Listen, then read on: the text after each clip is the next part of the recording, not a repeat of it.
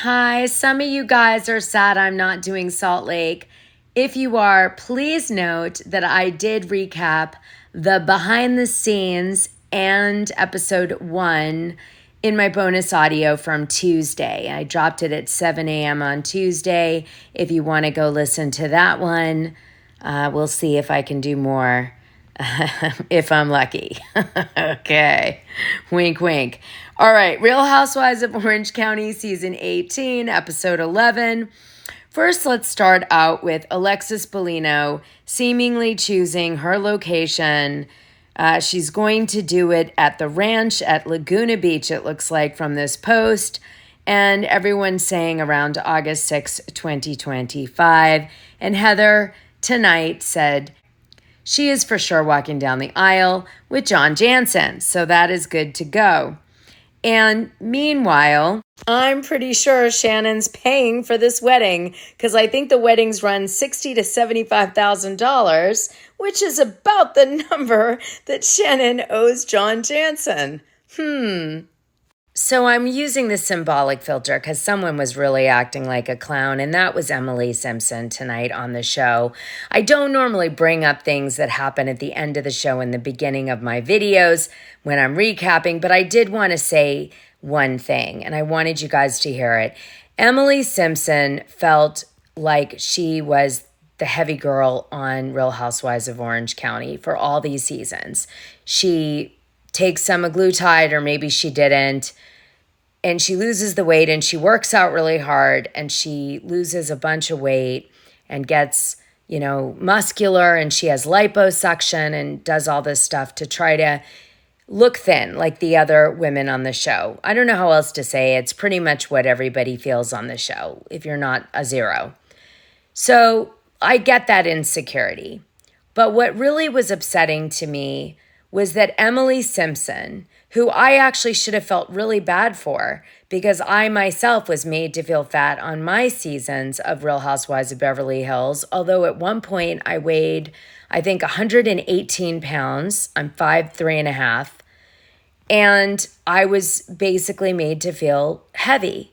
Lisa Vanderpump, called me heavy, the heavy one. Ken Todd commented in a similar fashion about my weight. It was really stupid because I wasn't fat. I mean, even when I was at my heaviest, I think I was 125 pounds on the show. See, here I am. Look how fat I am. Not. And then I went way thin because I felt so awful. You'll see me lose weight over the time period. Anyway, I should have felt bad for Emily in tonight's show, but I didn't, because in the end scene, as Emily is screaming erratically at Heather Dubrow and at Alexis Bellino, because she chose to compare herself to Alexis Bellino, who's a size 0, and she chose to come at Heather Dubrow because Heather treated her like maybe she didn't fit into the fashion that they had readily available, which every woman knows that runway clothing, generally speaking, is small, runs small. So if you're a larger size, even if you're ripped, just because you're muscular even, they're not going to have clothes for you. But Emily took it the worst way. And what she did was so lame. She yelled at Alexis Bellino, "You're just a friend," meaning a friend of, as she's leaving. She breaks the fourth wall. Now, what did that say to me about Emily? Emily thinks her shit doesn't stink because she's a housewife. And she degraded Alexis Bellino as a friend of to make herself feel more powerful in that moment. Degraded Alexis, thinking it wouldn't show up. What a stupid idiot that she would degrade someone because they're a friend of. And she's a housewife, like a superiority thing. And scream that at the person to really make them feel like a loser on the show when you can tell they already feel like a loser because they're taking the role of a villain. There's no way the fans are going to embrace them. They're creating all the drama that everybody wants to watch. They're getting zero credit. Everybody's afraid to stand by the person because they're like the Ebonic plague to the fan base. So all the women are like, they have to keep a distance in a sense. And Alexis has got all this on her. And Emily's response is to make her part of the reason she feels fat and call her a friend of and diminish her and demean her as she's walking out the door as a hot shit housewife. Give me a goddamn break. I feel zero. And the truth is, no matter how much weight Emily loses or how much she works out at the gym, she's never going to be beautiful. Not with that kind of inside. Tamra Judge said that she was getting pressured to not drink so much this season, which is why she's coming off, I guess, kind of somber throughout the season. Because last season, I guess the producers felt like she was drinking too much, which may explain why she was feeling resentful to Shannon Beador, who had a DUI and drove into a building and was still kind of being supported in her drinking on the show, and Tamra's not. And Tamra felt so much pressure to try to stay on the show that she was drinking to try to make herself feel crazier so that she would act more loony and make better TV. So, Tamra's basically confirming exactly what Bravo would never want confirmed publicly, which is what everyone says, which is they resort to drinking to survive the show. So, don't know what to tell you about that, but do with it what you will. I also do not understand why Tamra Judge is obsessed with butts and a-holes. And there's rumors that her husband and her are really into that kind of sex. And, which, there's a lot to say about that, but I won't do that here. But the thing is that why is she so obsessed with butts and buttholes? I don't understand that. I don't understand why we have to watch that whole thing. It was so strange to me. And then why did Tamra pee into the pool almost on the side area of that beautiful pool? She pees on a dare and it almost looks like it goes into the pool and not on the lawn. And why are women in the OC this gross? What has happened? We used to be hoity-toity and you wouldn't do that. You'd look down on that. And this is somehow part of this show and people are supposed to be enjoying this kind of entertainment. I'm really lost on this. I don't understand it. What's happening? Where is the class? We got a lot of viewer questions wanting to know. All right, we'll move on, shall we? And just get into the recap tonight because I'm getting ready to go to Disney with my son this weekend for his birthday.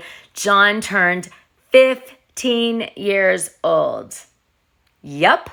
Happy birthday, John. Happy birthday, John.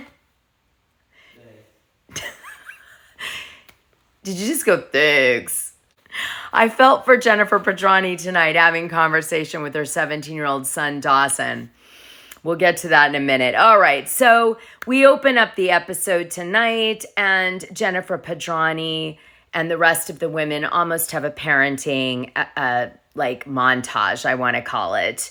We first learn that Jennifer Pedrani is struggling with her son, Dawson. Dawson does not enjoy living at Ryan Boyajian's house. He doesn't feel like he has his own space. We don't really get that much intel about it. But he said that he enjoys being with his dad better in their small apartment because he's got at least his own space and his dad respects it. And he feels like Jennifer's riding him.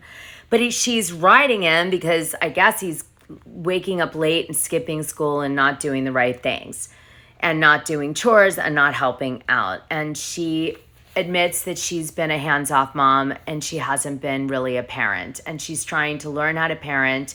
And she also wants him to see his potential because she missed it in herself, and that's why she's kind of a loser at 49 years old, living off men.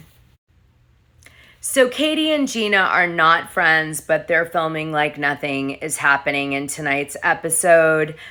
Jennifer Pedrani is going to have a party. She's decided she's going to invite Alexis Bellino because Shannon Beador is going to be with Vicki Gunvalson performing their variety show. And then we weirdly find out that Ryan Boyajian's house has like a grotto pool with like a big water feature and everything. And it's sort of like Playboy vibes. And this just adds to Ryan's cheese factor again. So we just know he's going to be something wrong with Ryan, like just so much wrong with Ryan. Red flags up the yin yang here. Anyway, then we find out that some of the women are taking testosterone pellets, which, by the way, I did it and I broke out in acne everywhere. So I do not suggest those testosterone pellets that all the women are trying, although I know it's a thing in LA. Everyone swears by it. And in New Jersey, by the way, all my housewife friends in New Jersey too are doing these pellets.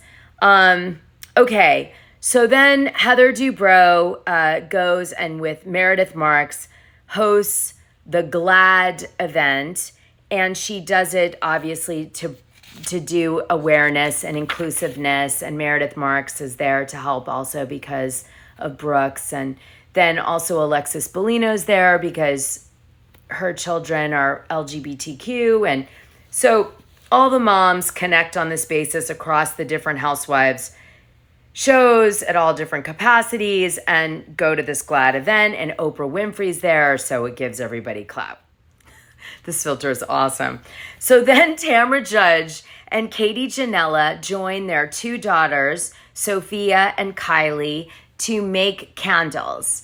And they open up about how they feel about marriage and having children. And what you get out of this scene is that Sophia and Kylie have been really damaged by their mom's bad relationships with their dads, and the divorce and the toxicity that came out of these like dysfunctional relationships. And so we feel kind of bad because Sophia and Kylie have been damaged by this. And to be fair, Katie acknowledges it. Tamra doesn't. She instead blames her husband. But the truth is that Sophia had come out with an essay saying her dad isn't a bad guy. The divorce that Tamra keeps bringing up in her confessional videos that supposedly caused Sophia to be so messed up, and that, you know, she's got an estranged relationship with the father and all this stuff, is not true. And that she actually feels that Tamra Judge is a shitty mother and prioritized the show over her. And that's how she feels about it. And so I've already covered that. I'm not going to cover it again. But the bottom line is Sophia and Tamra are not being depicted on the show as they really feel in real life.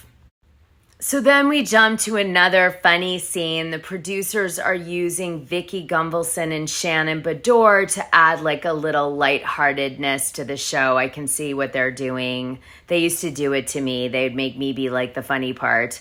Anyway, they're doing that with Shannon and Vicki. So we see them clowning around at their big event. It looks crowded, which, by the way, it's not easy to fill a room. You know, it really isn't. Even big reality stars struggle to fill a room. I found out all the tea about this. And so, you know, it's shocking that Vicki and Shannon were able to fill the room as much as they did, but they do, and we see them being a success, and they're trying to do slingshots of their shirts, and the shirts are really silly, and they can't do it. But one thing we do get out of this scene is Shannon Beador is definitely still drinking and on the road, but she's not driving. So then we get to Jennifer Padrani's pool party, and the women seem to really like each other that are there. Again, Shannon and Vicki aren't there. They're having a really good time initially, but then Alexis Bellino shows up, and she's like a mess, and she can't really talk about what is bothering her. And the women try to get it out of her, but she basically, or what they show, is that she's just really sad about the whole situation of being on the show in the capacity that she is, and she wished she had met John Jansen 6 months later so she wouldn't have to be on the show like she is. She's realizing it's like awful, and she's stressed all the time. And frankly, what I think she isn't saying is that she's made some mistakes, and the mistakes she's made may have brought her and John Jansen closer together, but it also may have caused rifts in their relationship, although she didn't say this. Because, for example, she regretted bringing out that John Jansen had ring footage of Shannon Bedore almost running over his daughter, or compromising footage onto the show. And they looked like extortionists, and, it backfired, okay? And then she had some other things she did, which I don't think behind closed doors John was thrilled about. He was like, you kind of put us in jeopardy. But he wants to close the deal with Alexis Bellino, and so he, moved past it, all right? And they said it brought him closer, blah, blah, whatever. No, the show never brings anybody closer, really. So I think she was feeling a lot of stress around that. And then, so she's a mess, and she's acting kind of off and weird, maybe because she's drinking and she doesn't normally, or what. And then Emily gets annoyed with Alexis because she's kind of taking over the scene again. And Emily was excited to make this scene about her. And I know that's what's really going on, because Emily wanted to communicate that she felt like Heather Dubrow made her feel fat by making her bring jeans and having her wear the same outfit as Alexis Bellino, who's a size 0. So like there's a comparison there or something. But again, it comes off as unhinged because it really does come off unintentional by Heather. There's nothing even shady that the producers drop to show otherwise. And Alexis Bellino takes offense to it. Like, why are you upset to be compared to me? Because in her head, she thinks it's because of John Jansen. But in reality, it's because Emily was like, you compared me to a size 0 girl by putting me in the same outfit. I was never going to look hotter. But that's in Emily's head. So what we're getting is a bunch of women with insecurities from the show. So when they're shooting, they have their own hang-ups over them. Plus, I know they cut a bunch of stuff out that we didn't see. Now, I don't know what that was, but other stuff was happening that night. That's why the scene's discombobulated. It feels overreactive. They're missing a buildup that happened with the women along the way that we didn't get to see, that causes, why Emily unravels, why Alexis is like a bonker chick. Why is everyone so hammered all of a sudden? That's because this was hours, but we're seeing like it in 5 minutes. Anyway, that was it. Heather doesn't really have any remorse as usual about what happened with Emily, but I think on this one I have to agree with Heather. I mean, it really felt like a stretch for Emily to make this into a fight. It did. I think Emily was kind of feeling like she didn't have anything going on the show and she had to do something. All right, I'm going to bed, you guys. Have fun. Like, subscribe, and hit the notification button. I'm almost to 30,000. If you guys that don't ever just subscribe, I'll get there. Oh, and thank you, Pam, for your cameos. And thank you, Claudia, for your gossip. And Krista, for your thing you did for me. And thank you guys, Claudia, for your gossip and your Amazon gift card. Thank you, love. All right, you guys, you take such good care of me. Big kiss.